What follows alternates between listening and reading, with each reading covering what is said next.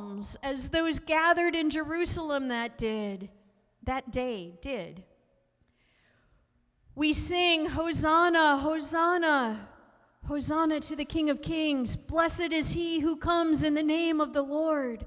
Those words are so familiar to us. We speak them every Palm Sunday, multiple times. Hosanna, Hosanna. And today we have greenery to hold up and to wave. We have our palms that we can take home if we so desire and keep them in a place where we can see them to remember this song, these cries of Hosanna. And sometimes these palms, about a year from now, will be burned to become the ashes that are marked on our foreheads, because they are palm ashes that we use when we remember that we are dust, and to dust we shall return. And in the meantime, it is the breath of God through the Spirit that gives us life. These palms, they're an important symbol in our faith tradition, and they're used as a celebration and as a cry for justice. And they are funeral flowers, so to speak, as well. But we don't always have these beautiful greens with us, do we? In a congregation like ours here at All Peoples, it would probably be too expensive to buy green palms for every Sunday of the church year. And if we had them every Sunday, we might not look forward to this Sunday quite much, right? They would almost become adiaphora. That's a word that means something that's really not so important to us or relevant. It's kind of just an extra, right? Do we need to have everything we have with us? In reality, Jesus never says, your altar must be dressed in purple. The pastor must wear a stole. Those are symbols of the church that we claim and hold dear, and yet in some ways they're adiaphora. We could have church without any of those things, right? Because Jesus promises, wherever two or more of you are gathered, I am there with you. And so all we need are a couple of people to truly have church. The rest of the stuff we do, the order of our worship, all of those things are really, in one sense, adiaphora. Because it's when we get together and remember and pray, when we get together as the people of God, Jesus is here with us. And so we don't always carry these wonderful green palms. And yet, we carry our palms with us every day, don't we? Most of us have two of them. Some of us have a green thumb, some of us not so much, but most of us are not Shrek-like with literal green palms, right? That's reserved for this Sunday of the church year, when we wave these green palms. And yet, we carry our palms with us every day. And so on this Palm Sunday, I invite us, as we celebrate having the greenery with us, and as we maybe look with delight on the extra accent that it brings to the way our church is decorated, and the opportunity to bring palms home with us once again, and to wave them as we sing cries of Hosanna. I invite us today to think about how it is we use these palms. 365 or 366 days a year, depending on the year. We know how to use these, right? We wave these and sing, Hosanna, blessed is he who comes in the name of the Lord. Hosanna, blessed is the King of Kings. But how do we use these palms? We know that the people waving those palms the day Jesus came riding in were holding the palms, so these palms weren't really very visible, probably. And yet, figuratively, they had open palms, didn't they? They were welcoming Jesus. When else do we have open palms? These palms. To greet people. We might wave at them, right? Or we reach out to shake somebody's hand, or a pat on the back, to clap. I'm sorry. To give a helping hand. Yeah. We reach out like Jesus reached out to Peter a couple weeks ago in our gospel reading, right? He's walking on water and doubts, and he starts to sink, and Jesus reaches out his hand and pulls him back up. On Palm Sunday, we get to celebrate the open palm, the palm that is inclusive, the palm that reaches out with welcome and greeting, hopefully a sign of love or friendship, appreciation, right? We might wave at total strangers, especially if we're younger. Or if somebody waves at us, we might wave back even if we think in the moment they might be a stranger. And for some of us, maybe eventually we place that person and actually recognize who they were, even if in the moment we're not sure. We might reach out a hand to a stranger, but there's still a sense of welcome in that, right? We give gifts with open palms. They might be covered up, or they might be kind of cupped, depending on what kind of box we're carrying. Or it might be in a bag, and our palm isn't all that visible anymore. Yeah, we can also do the face palm thing. There's always that exception, right? For every rule, there is an exception, so face palm, that's also done with an open hand. And yet, even that gesture is often done out of love, right? What on earth is that person thinking? And I know them, I appreciate them enough, I love them enough that I'm even paying attention to what they're doing in order to face palm. But we know in our gospel story that the open palms and the waving of the palms and the hosannas, hosannas quickly turned to a closed fist yelling, "Crucify him! Crucify him!"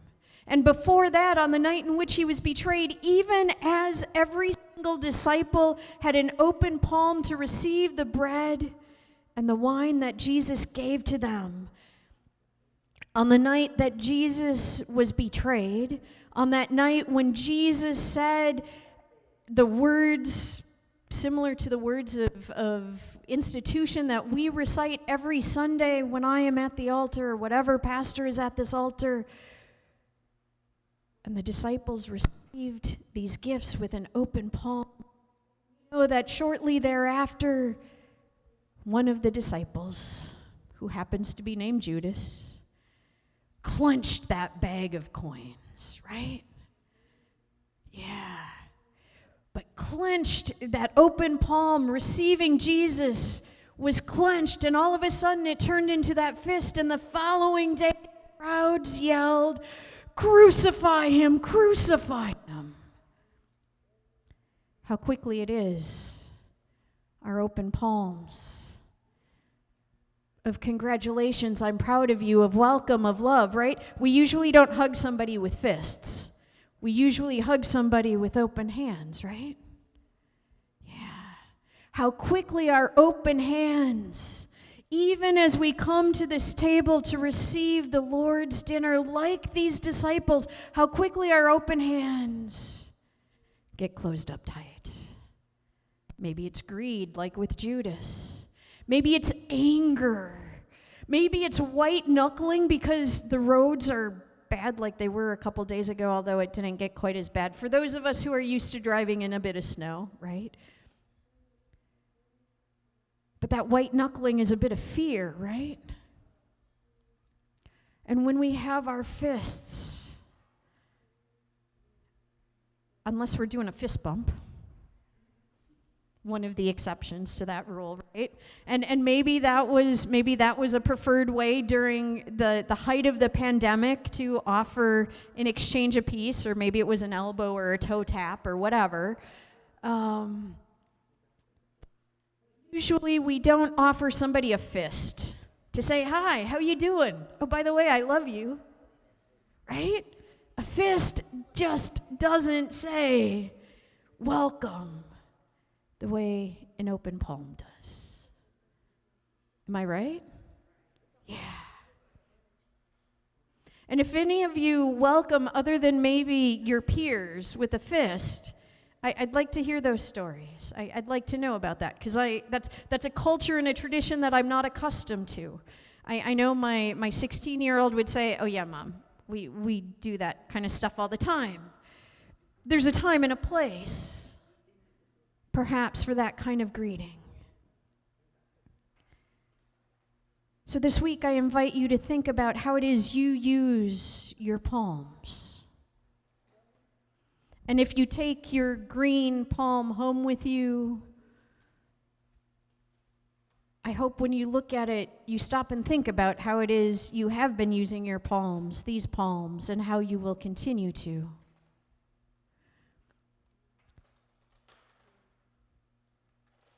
Our palms are important. They might express vulnerability, right?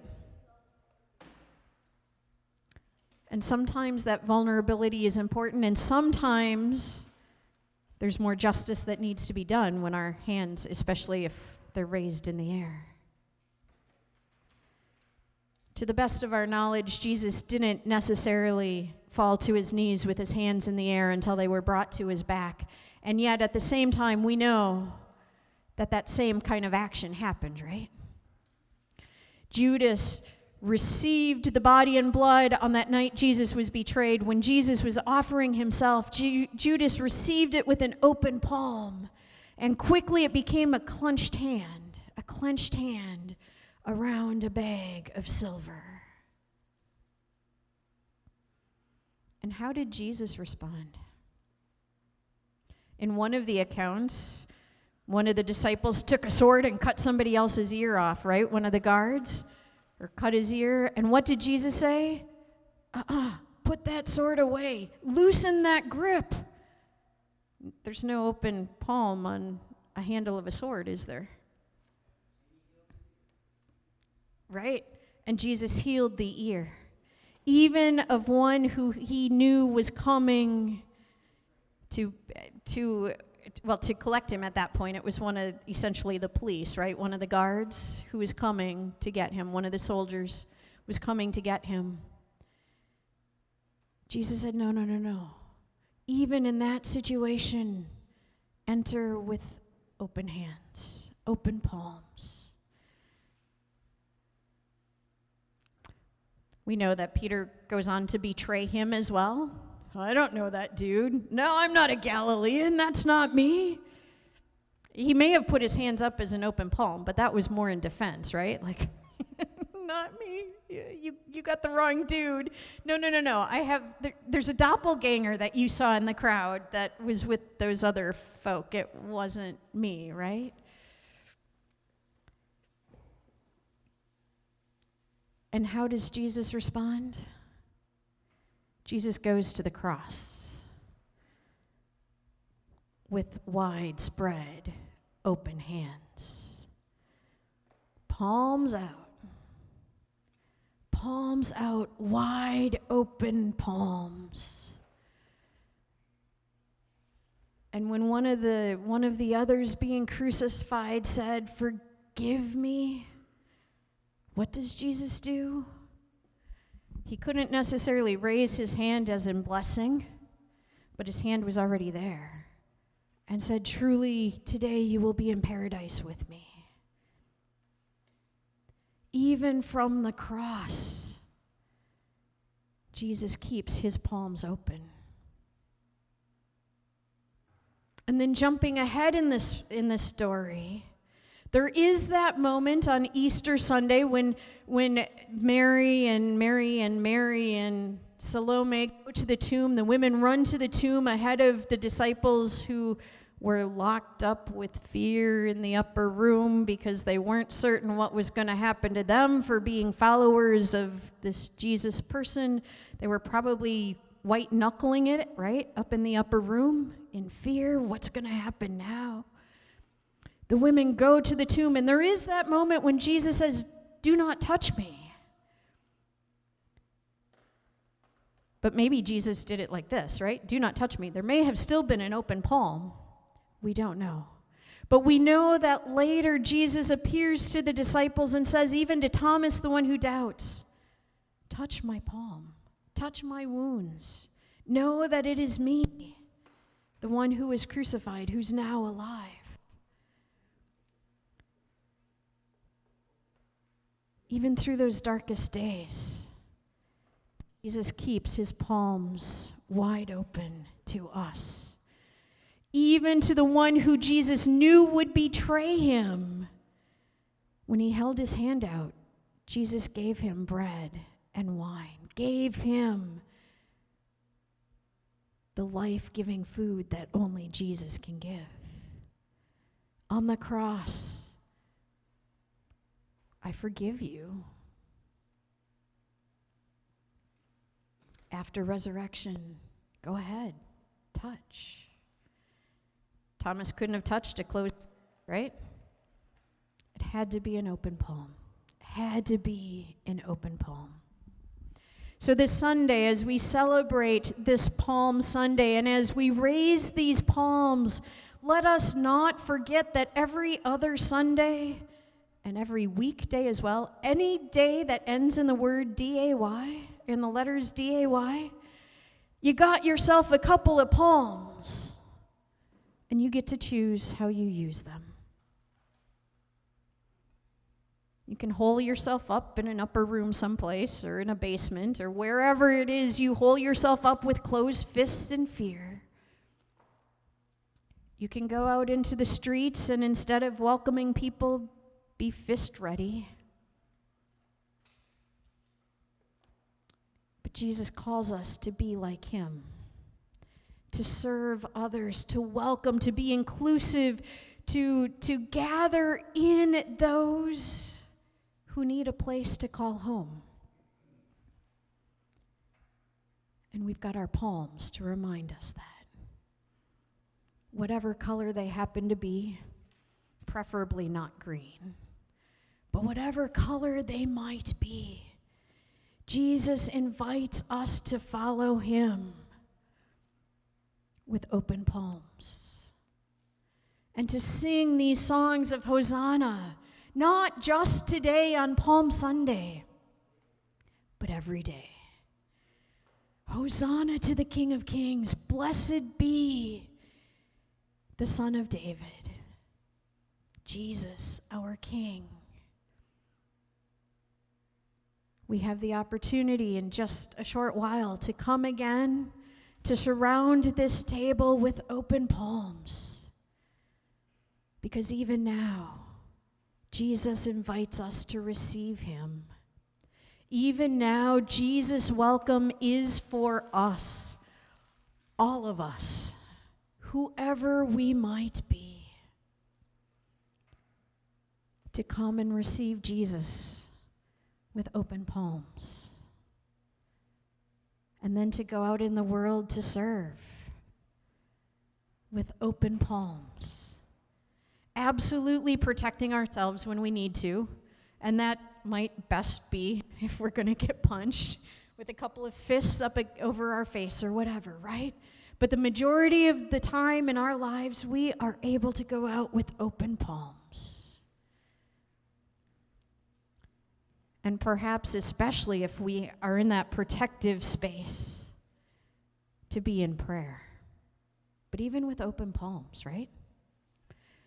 As we reach out to shake hands with someone new, or as we wave to someone, it's always possible to say, "Hey, hi back there, food dude," and then to say a quick prayer for him, right? Hi to all of you online, and say a quick prayer for all of you. And it doesn't have to be more than a fleeting moment, right? Just, God bless Brian. God bless all of you. God bless all of you online. God bless Anna. God bless all of us. And we receive that blessing with open palms, right? And one of the traditions of this congregation that I don't see in a lot of other places, during the blessing, a lot of people hold their hands back up, right? And during the prayers, some of you have open palms as if raising your prayers to God. We open our lives to God. May we live with open palms, singing the songs of Hosanna, open to God to receive God's blessing today and every day. The once-a-year Sunday when we celebrate with actual green palms, and the other 364 or 365 days a year when we go forth with the two palms that God has given us to love and to serve and to be open to God, reminding ourselves that we are God's beloved. We are called, named, claimed, and sent out with our palms in service to God and our communities with open palms. Because a fist just doesn't send that same message, does it? It's with open palms we are called to live.